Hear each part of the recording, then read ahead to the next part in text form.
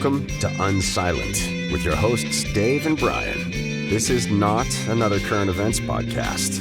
We are digging deeper, diagnosing, and discussing what's really going on today, how we got here, and providing observations for future generations.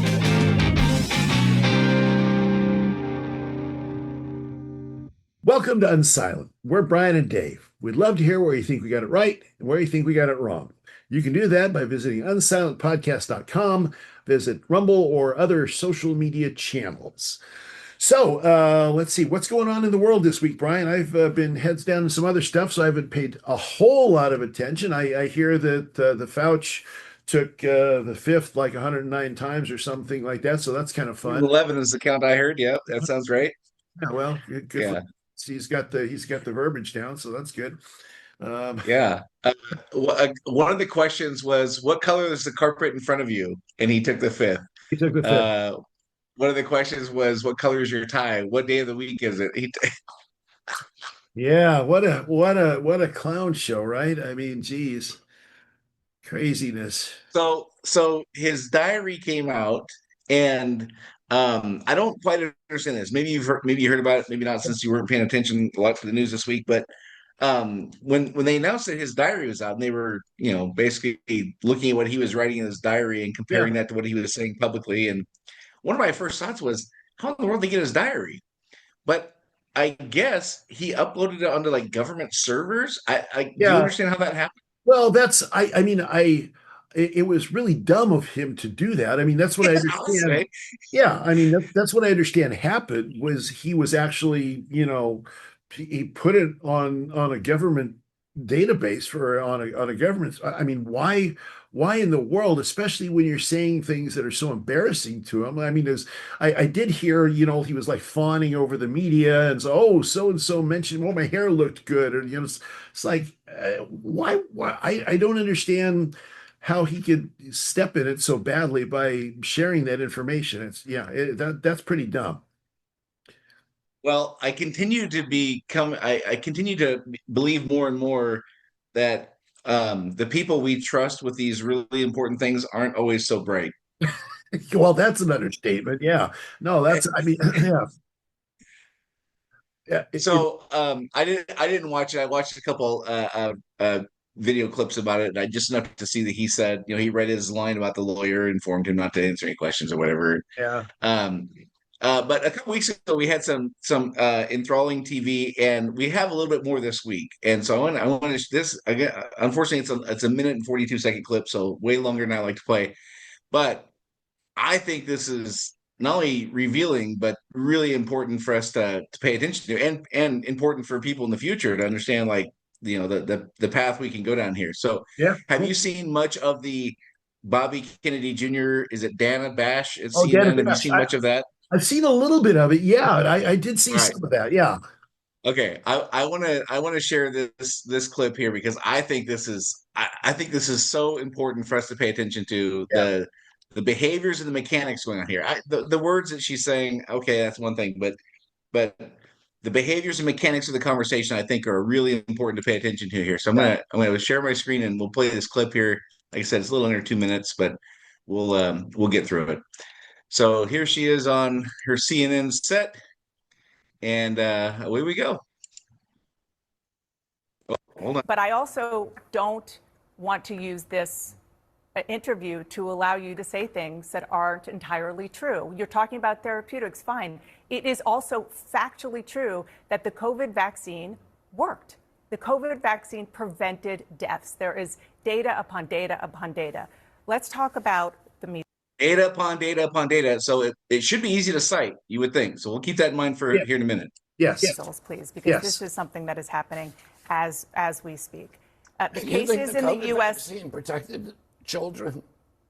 I think that what I have talked to scientists and doctors about. Scientists. Can you show me one study? Yes, I can. That shows that I can. Children were protected by the COVID vaccine. I can tell you that there vaccine did more good than harm to children. Can you show me one study that shows that? I can tell you that when it comes to the vaccine, there have been studies that show that She's because of vaccine disinformation, there could have been 100 to 200,000 lives in the U.S. saved. But because people didn't get the vaccine, that's why. I'm not saying that it entirely. You are saying nonsense. You are saying something that you cannot show me a single study. I am not saying nonsense. I am talking what somebody told you. Excuse me. And you cite me the study. What study? No, what studies are you talking about? You're talking about studies that actually don't exist.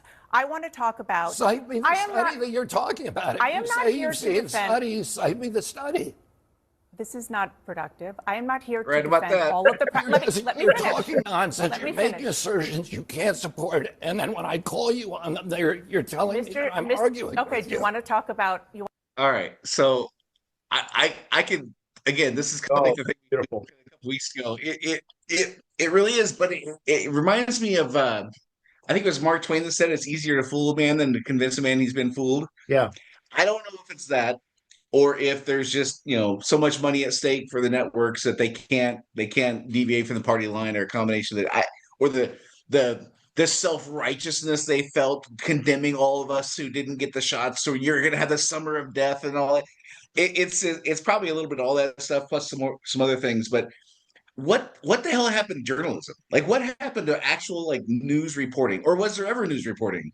Well, no, I think there was. I mean, I just have to believe, going back to my childhood, Walter Cronkite, David Brinkley, Edward R. Murrow, you go back to all those people, and you didn't necessarily know where they came down on the political spectrum. If now in retrospect and reading biographies and stuff, we can kind of see where they were, but we didn't really know where they were at in the political spectrum. Nowadays, however, CNN, I mean, so the bottom line is Dana Bash has to, I think this explains it. Dana Bash has to satisfy her customer. You and I are in business, right? In business, What do? We make our customer happy. And because when our customer is happy, our customer keeps paying us. So Dana Bash, to continue getting her, I'm sure, substantial paycheck, has to make the subset of the public that watches her happy, so they pay so the advertisers keep signing up, and so she continues to get paid regardless of what the news is. There is zero news. There's no news. There's no news in there. There's zero news. This is the thing that's infuriating about that. It was just pure, unadulterated narrative. Here's the narrative. Yeah. And she's very clever. Any of these people you put up there are going to be very clever. I tell you, Brian, I would relish the chance to sit in front of her and have that same conversation. Yeah. It would just be so much fun, because her tactics and her blame shifting and her narrative shifting are just so blatantly obvious. I mean, he came back at her as best he could. Now he's got a speech impediment because of his voice. He can't do it as well as somebody else would. But you can tell that he has. I mean, he's in the driver's seat there, because he isn't budging off of what he knows to be true. So Yeah. Bravo. And she got flustered, and you could tell at one point she was reading the talking points when he said, name the study or whatever it was. He said she was reading the talking points, and she said there was piles of evidence, or however she phrased it. Right. Well, then finding one single study by name shouldn't be that hard. Right. And which means it's not there, which means it doesn't exist. And so you have Fauci, who goes and he pleads the fifth 110 times, whatever it was. So that's embarrassing, and his legacy is tarnished. I would say at the least his legacy is tarnished. He's got a legacy. But I don't hear much conversation from news channels citing the discrepancies of what he was saying in his diary versus what he was saying publicly. I'll give you a quick example. Forgive me, I didn't have this ready, and I should have. Let me pull it up here. He said something like publicly. Oh, here it is. The diary said COVID's fatality rate was between 0.2 and 0.3%. Under oath, weeks later, he told Congress it was 10 times the flu. Let's see here. On March 10th, I'm guessing 2020, probably, maybe 2021, he said the mortality rate for this is about 2 to 2.5%. So okay, he got the pardon retroactively for any crime committed. He's free as a bird between 2014 and 2024. Anything he might have done, he's By the blanket way, he's immunity. probably the only one in the country. You and I'm sure, could be charged with. Well, Hunter Well, Biden also got the okay, blanket immunity. Yeah. Fauci, Hunter. Okay, there you Um, so I mean, if you commit 3 felonies a day, like any other American, like go. Yeah. if you believe the book that was written, three Yep. felonies a day. Yep. Um, okay, so forget the legal ramifications. I mean, his legacy is already tarnished. Okay, so the two things that media might go after are the boxes are checked. Yeah. But there's no curiosity about this. There's no interest in finding out the truth. There's only interest in supporting the narrative, Yeah. whichever position you took. And it was pretty binary on this. Yeah. It was pretty. You were either for us or against, kind of a thing. Yeah. Where is the curiosity? Where is the why would a guy write numerous times in his diary the fatality rate 10x lower than what he's publicly saying, which destroyed the economy, certainly for small business. I mean, Costco could stay open and Walmart could stay open. The weed store could stay open, but AA meetings weren't allowed. Like all this really logical approaches we took. The 6 foot rule, which came out of thin air apparently from some Yeah. think tank or whatever it was. Yeah. There's like no curiosity about this. It's bewildering. Well, it's not bewildering, Brian. There's no money in curiosity. There's no money in it. So why? I mean, there because what does the public care about? And see, it's a media problem, but it's also an us problem. And why is it an us For sure. problem? Because we don't demand what our parents demanded, and we don't demand that our politicians and our news people and our, media figures, most of us don't, right? The corporate we don't demand that they unravel things and tell us the truth. We just want to move on to the next headline, to the next reel on Instagram or TikTok or X or whatever it happens to be. We just want, because it's interesting. All this other stuff is interesting. It's boring. Finding out the truth is boring, and there's no money in boring. And so that's the problem. Yeah. That's the problem. It's depressing. I think you're right. It's frustrating. Okay, so we had that, and then there's I'm gonna play this clip for you. This reminds me of remember in Seattle when they did the Chop Chaz zone? Oh yeah. What was one of the first things they did when they created the Chop Chaz zone? I mean, put up a border wall. They put up the border. Yeah, they put up the barriers. Yeah, exactly. Yep.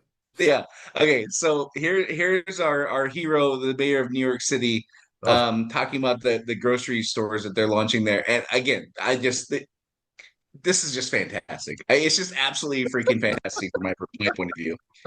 All right, here we go. Clicking play here in 3, 2, 1. There we go. How are you going to keep people from taking advantage of that, that deal, basically? And is there going to be a limit on the number of items that someone can take that are discounted at that level from that essential basket? So our RFP makes very clear that this is a program for New Yorkers to be able to put food on the table, not a program for people to be able to make a quick buck through reselling. I'm going to pass it over to our EDC head, GPAC, to add some additional details. Yes, if you look at our RFP for the operator, we are looking to make sure that we target New Yorkers, whether it be a sort of a library card-esque, and also we manage who's buying, and that is focused on everyday New Yorkers. So we are mindful of that. And so we're going to make sure that we have all the things in place to ensure that that does not happen. So, what does that sound like, Dave? Library-esque. Oh, you mean like my library card? You mean like my ID card? But a library, a government issued ID? My evil, satanic, bigoted, exclusionary, non-inclusive government ID card. Yeah, that's kind of what it sounds like. So after this did get a lot of attention from all kinds of various sources, people, different perspectives. This did get some attention. He since walked it back. He did come out and let me clarify, there will be no ID, because the absurdity of it was inescapable, I think, is what happened there. Yeah. But here's the thing that's interesting. When you watch both of them, how did they say it? They also didn't give us very many details. They pointed to intention. Is what you and I have been talking about time and time again, that the righteousness is judged in the modern day on intention, not on execution or outcome, right? It's that's Yeah. I tend to do good, and so therefore what I'm saying is a net positive for society. So what they did, well, it's intended, the RFP makes clear that this is intended for New Yorkers, all these, good intentional things. And Mamdani didn't answer anything. He just talked strictly about intention. She's the one he brought up, and she's easily disposable if he needs to dispose of her. So it was all about what they have as an intention, light on any kind of actual, factual, on the ground types of executions.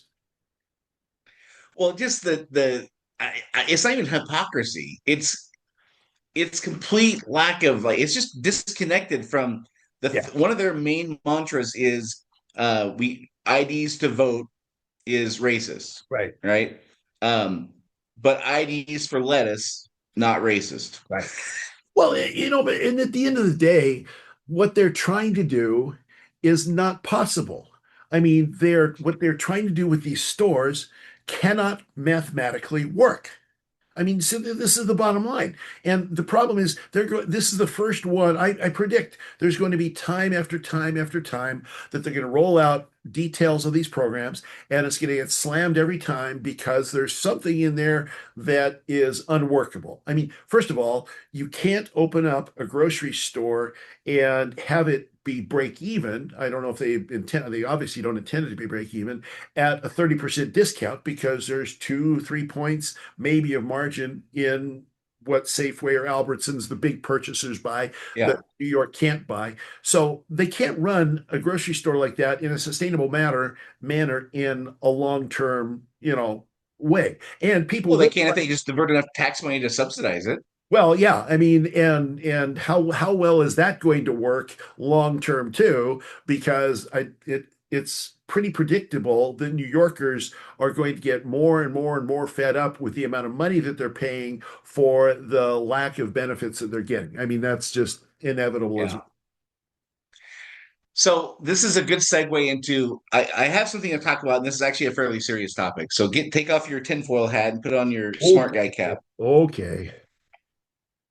Do my best. And I'm sure this is not an original thought. I'm sure I heard something over the last couple of weeks that sparked this, so I don't want to take credit for it. If somebody else is out there talking about it, I'm not claiming this as an original thought.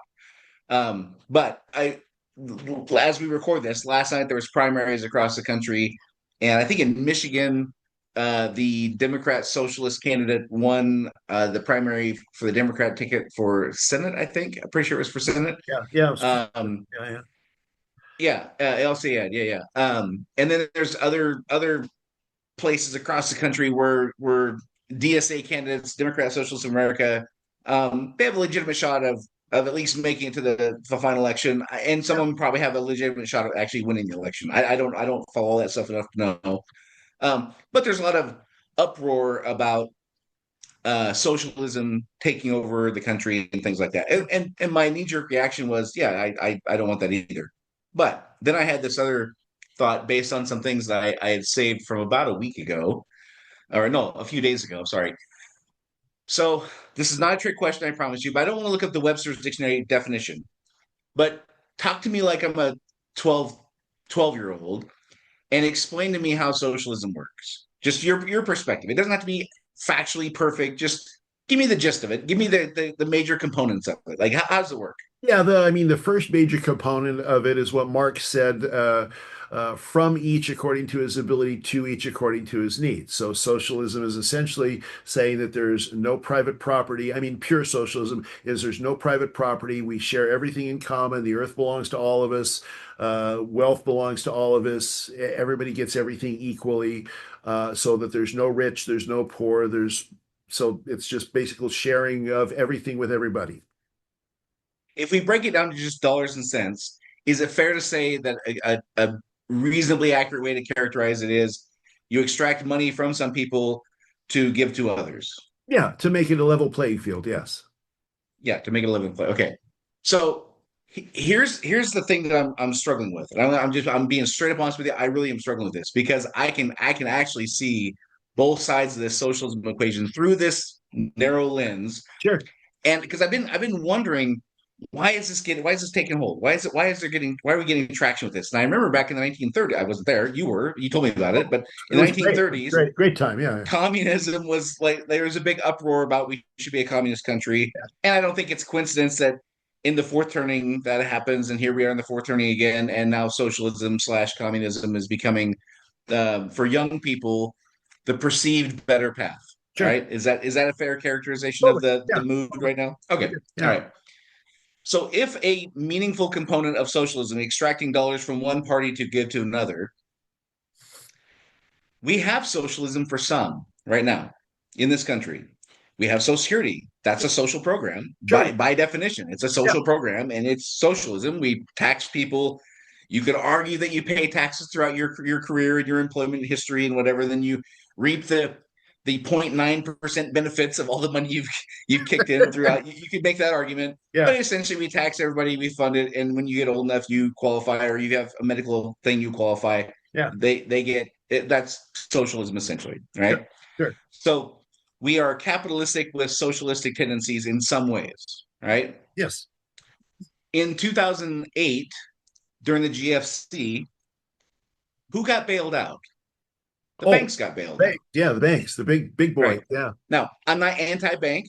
I think we need banks. I think banks are vital. Sure. But could we make a plausible case that was socialism? Totally. Yeah, it's corporate socialism.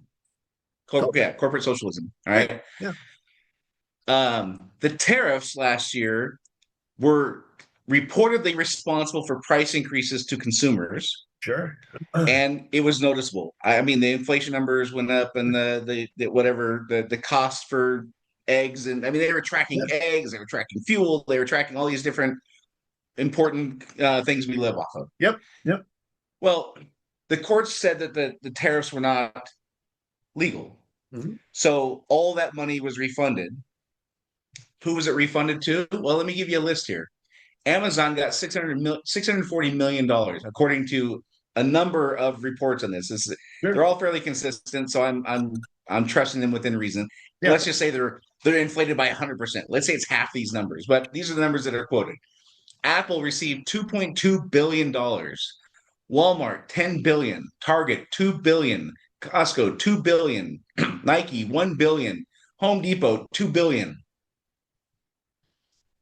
Is that socialism for those companies? Yeah, more corporate welfare. Who do they extract money from? They extracted money from the consumers buying at the time. Sure. Now it went through over the river and through the woods, and it had kind of a merry-go-round fashion. But at the end of the day, who got the money? Yeah, so it was actually paid to the government. So it was paid because with the way that the tariffs work.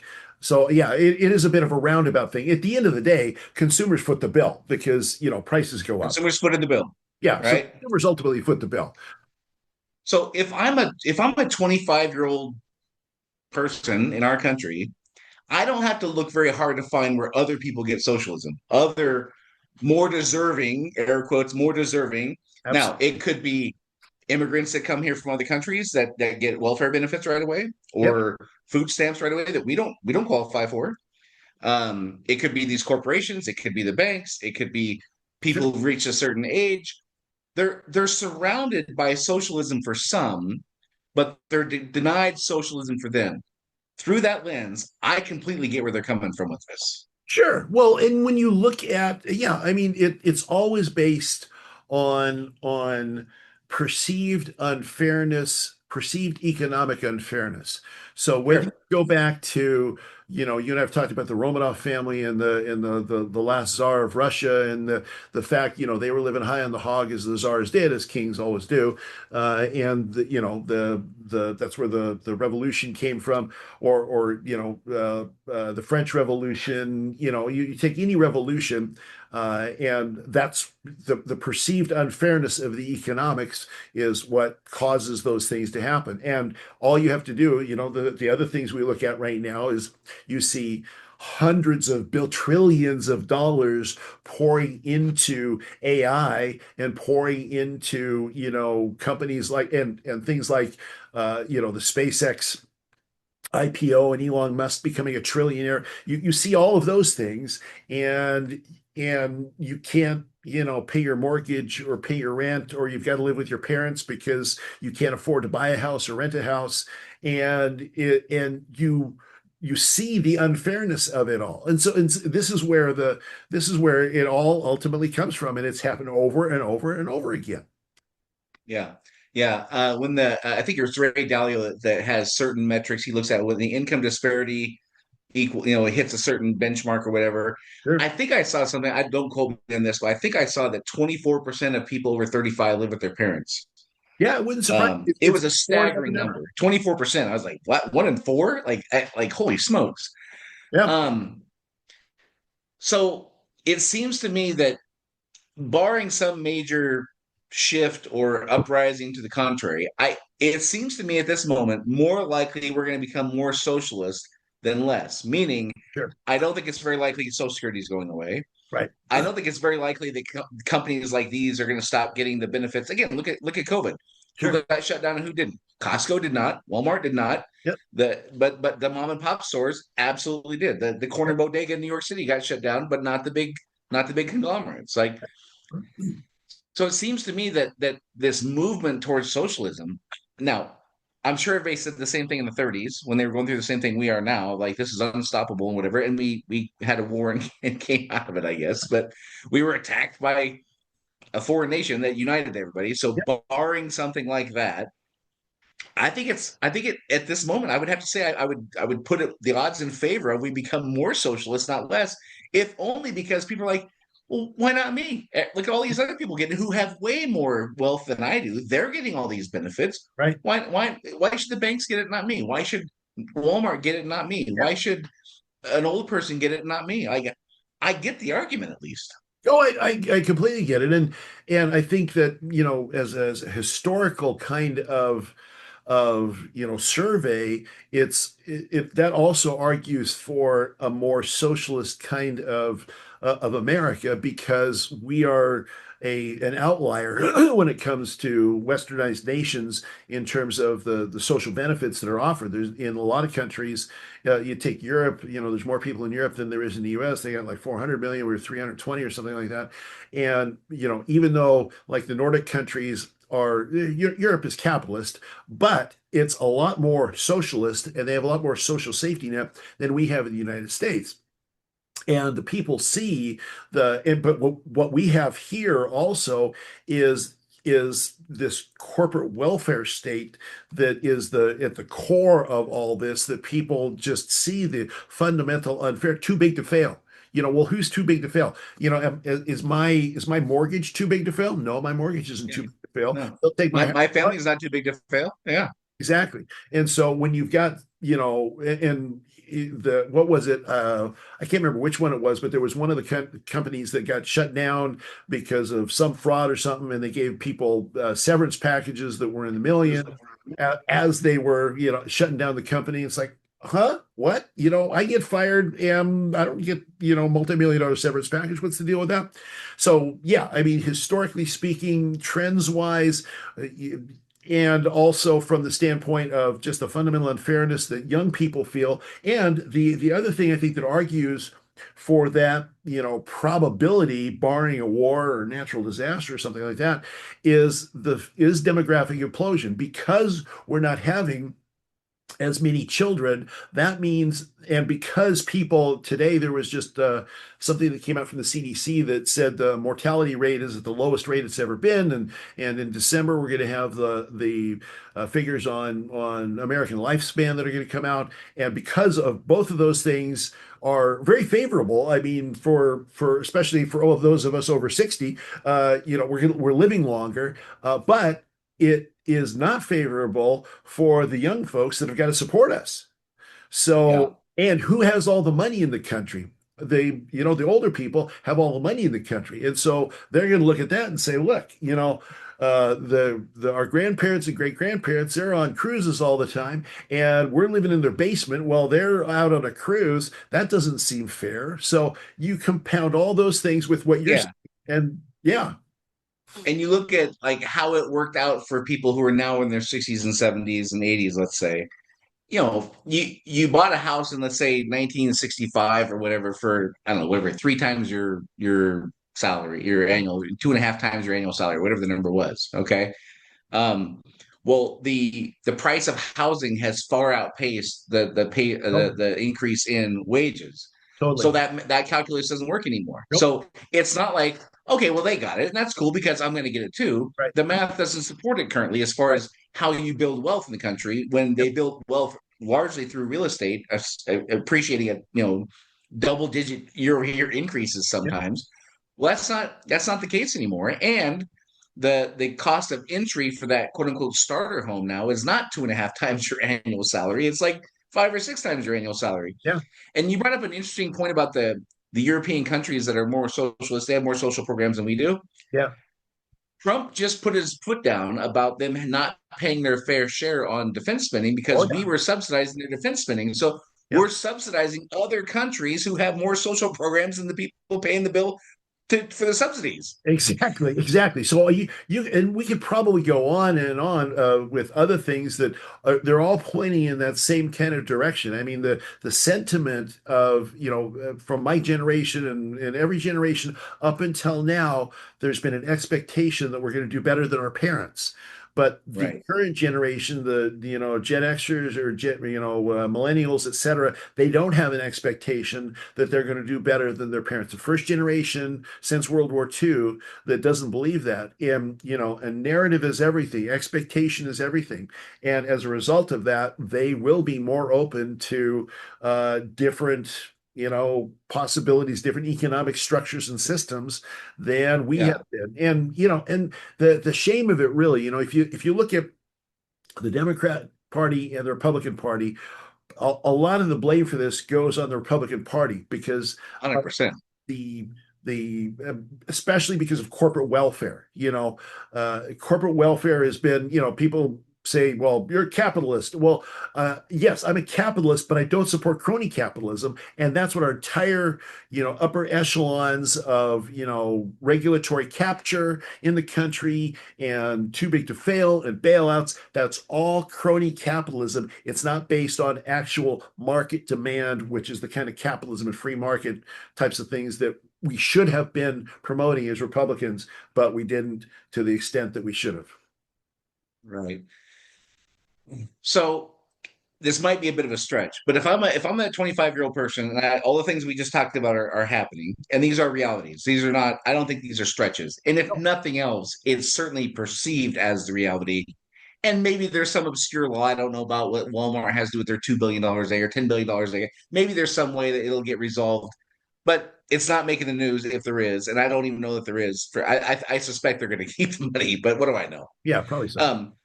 But the perception for sure is that everybody else is getting it. Why not us young people or middle-aged people who are funding all this stuff, right?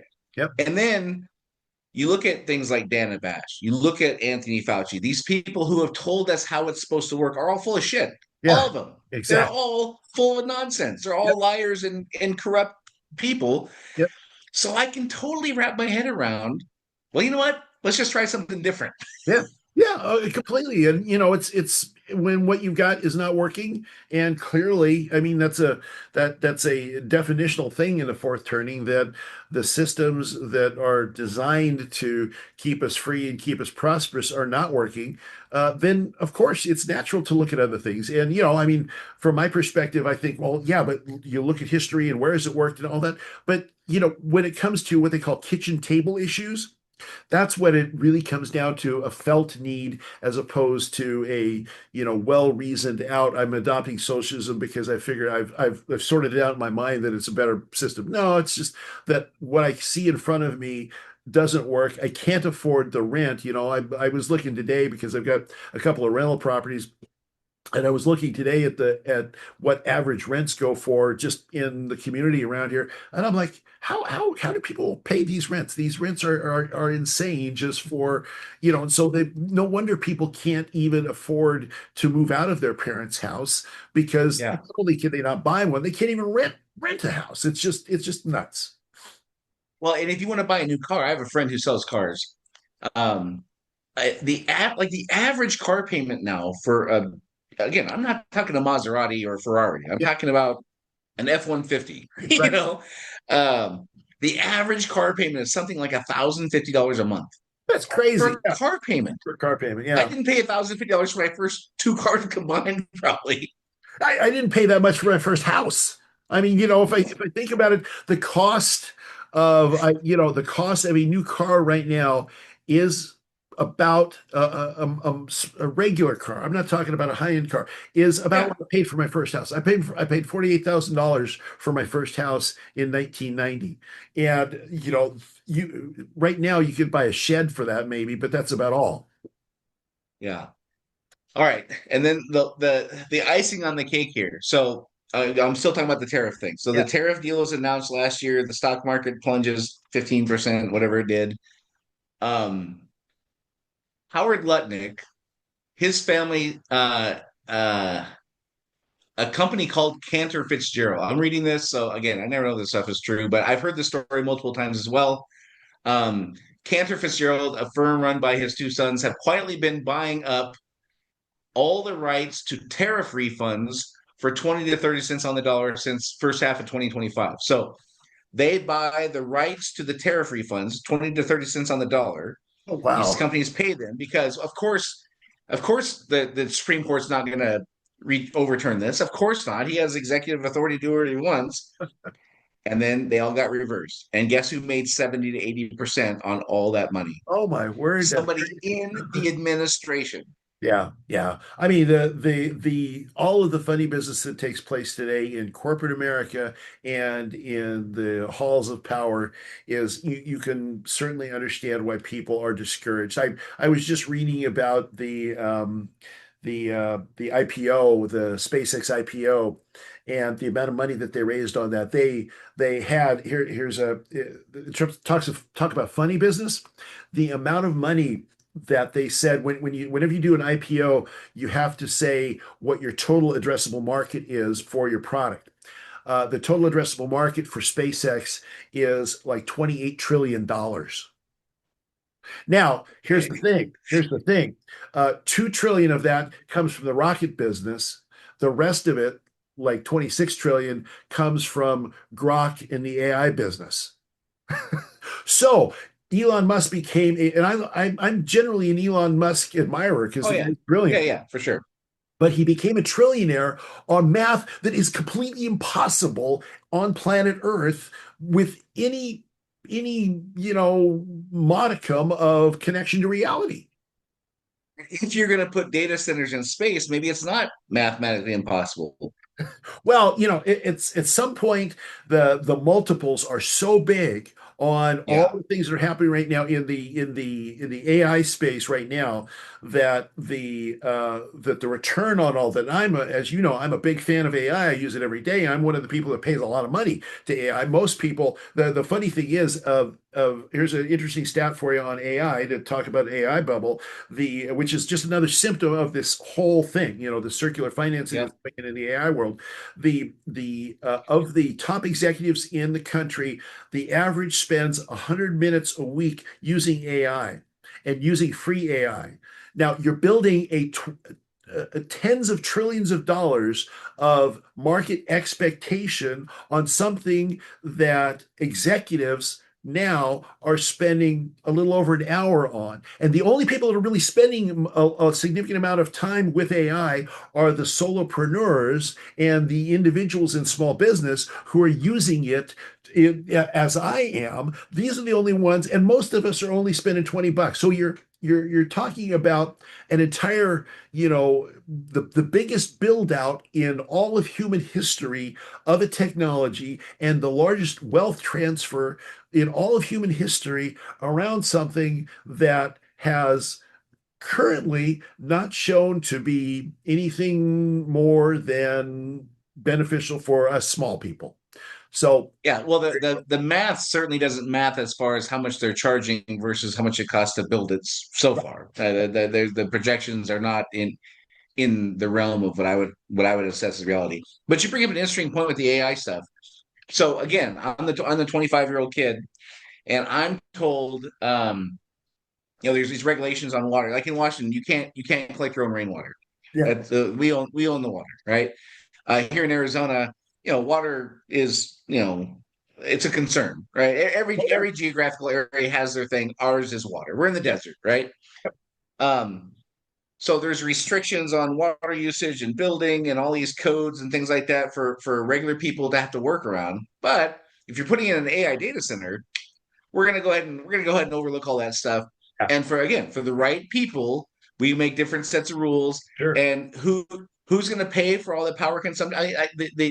The gallons of water per day of usage is absolutely obscene for those things, and the power consumption absolutely obscene for those things. Huge. Well, who's going to pay for that? Well, the regular people. Yeah. So like nearly any direction you look as a young person, the cards are completely stacked against you. Yeah. I get why they're now. I wouldn't have said this 10 years ago, but I do get it now from their perspective of how you just don't have to look very hard to see where everyone's on the dole from my labor except me. Yeah. If I'm that 25-year-old kid. Yep, and that's certainly why there's no, because it's a felt need, and this is the thing that, when I think about it, I think, well, but what about the experiments in socialism that never panned out? Well, but you just when you're in the basement in your folks' house and you can't move out, you're not thinking about history, you're not thinking about math, Right. you're not thinking about political systems and economic systems. You're just thinking, just give me some relief from where I'm at, and that's what's driving all of this. Well, that, and even if I'm that again, I'll just say 30-year-old young person, even if I fervently believe it's the wrong path to go down for the country, even if I fervently am opposed to it as an ideology or political structure, I'm the only one. Yeah. Like everybody else is on board. Right. I'm the dope. Well, yeah, and certainly when you also see, I think when you see all the systems that were supposed to be trustworthy collapsing around you, then you're like, well, I guess I got to get mine. I guess I'm, Yeah. I'm not hurting Yeah. anybody. Everybody else is doing it. So it's like when everybody's going 70 on the freeway in a 55-mile-an-hour zone, if you're not going 70, well, you're missing out. So you're going to go 72. It's just the nature of human life on Earth. Yeah. So the problem for me is I only see a couple paths where we don't head down that path. And one is the government just can't keep their financial responsibilities, which we crossed $40 trillion in debt. So that's certainly on the table. I'm not saying it's likely, but it's on the table. Yeah. Or again, some kind of outside intervention that is so massive that it unites everybody, a la, Pearl Harbor. Yep. Outside of those two things, I told you when Mamdani won, I was kind of happy it happened in New York. I'm not happy that he won, but if there had to be a place I would choose in the United States, it would have to be New York because it's the golden the Big Apple. I mean, it's the shining city on the hill for the country, supposedly, right?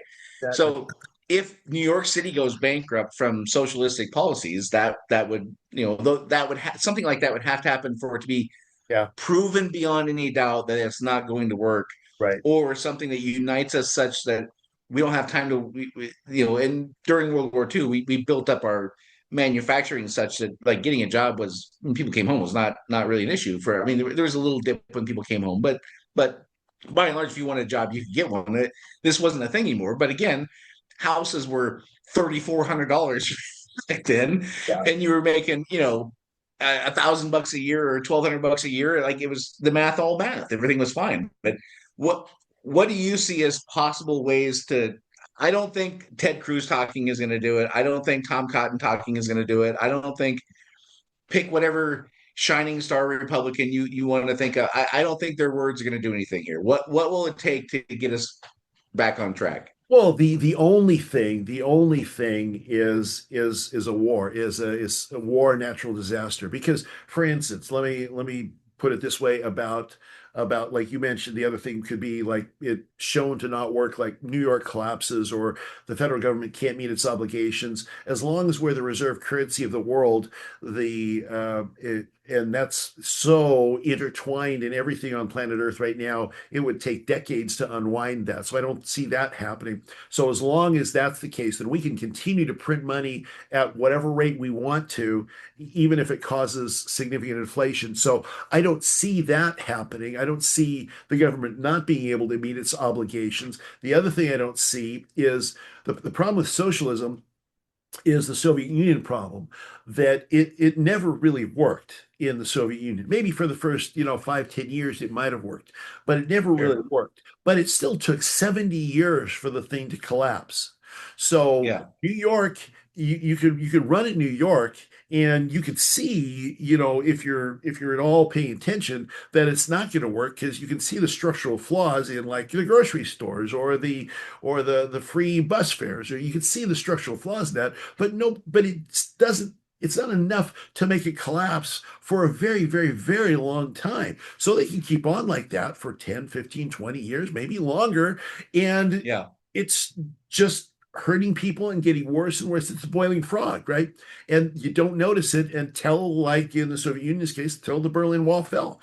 And so that's the problem with it collapsing of its own weight, is it takes a very long time. It takes generations for that to collapse. So really the only practical way to say it is that there's a war or a natural disaster, something of that nature, because that's the only thing Yeah. that caused the. No, I agree. When I say we're going to do it, I don't mean we're going to do it in perpetuity and it's going to be happily ever after. I don't mean that. I agree that if we tried it, we would go through an 80-year cycle, and that would be the next turning, the next series of turnings, and Yeah, then we would not like that, and we'd be back to capital or whatever it is. Yep. I do think though, I'm more open to the idea that we could lose the reserve currency way faster than 30 years. I'm talking like 3 to 5 years, and especially with what's happened with the Strait of Hormuz. Mhm. Iran owns the Strait of Hormuz. We can say whatever we want. We can Sure. make threats whatever we want. Yeah. They control it. They own it. And yeah, they're going to build pipelines around it. I'm sure those will get blown up. I'm sure. Yep. Oh yeah. Yeah. The But Middle if East. I'm if I was in charge of Iran and we come out of this thing owning the Strait of Hormuz, I'm not waiting 30 years until I say ships that pass through the Strait of Hormuz. Sure. We're not doing the U.S. dollar thing. That's out. You can do it in gold. You can do it in Bitcoin. You can do it in rubles. You can do whatever you want. But there's no way in hell I would keep letting ships go through there on the American dollar. Yeah, well, it would be interesting to see. The problem is that not that they wouldn't want to do it, but in terms of them getting paid through the SWIFT system and through the other systems that other people want to pay them, as long as other countries hold the majority of their foreign reserves in US dollars, most folks don't have any other choices. Now they can do things. So like you find that Russia and China are exchanging in yuan and rubles, but it means that they can only buy from one another. So the problem, or the reason it's probably unlikely that the reserve currency status goes away, is because there would have to be a very substantial reworking of the entire global order. I mean, even China has to do their purchases and such in dollars for a lot of the stuff that they buy. And there's tens of trillions of dollars of wealth that's stored in all these different places in the world in US dollars. So I think it'll just take a long time, because of the bureaucracy of the whole thing, to unwind. I think it'll take longer than 3 to 5 years. Well, time will tell for sure. Yes, I indeed. can't imagine that we come out of this thing with this Iran excursion that we're 174-0 on. We've won That's 174 right. times, We I won think. again. We won again. Yeah, I think what we're going to win is China, Iran, Russia, and probably 20 other companies that are much less consequential in the global scheme of things, but will solve that. I can only trade with you, and you can only trade with me in this currency. Sure. Oh, it's They can moving use that way. gold. Sure. Yeah. And and I mean, China's been buying gold for the last several years at a pace that's like unbelievable. Yeah.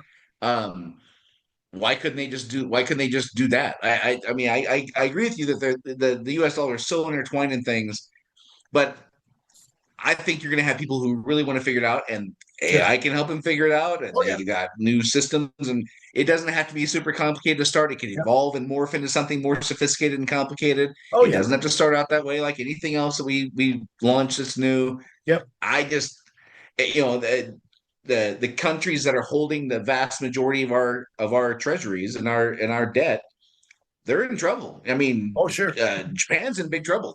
We're bailing out the yen so that they don't dump the U.S. Treasury. So again, back to my 30-year-old kid. Now we're bailing out Japan because, Yep.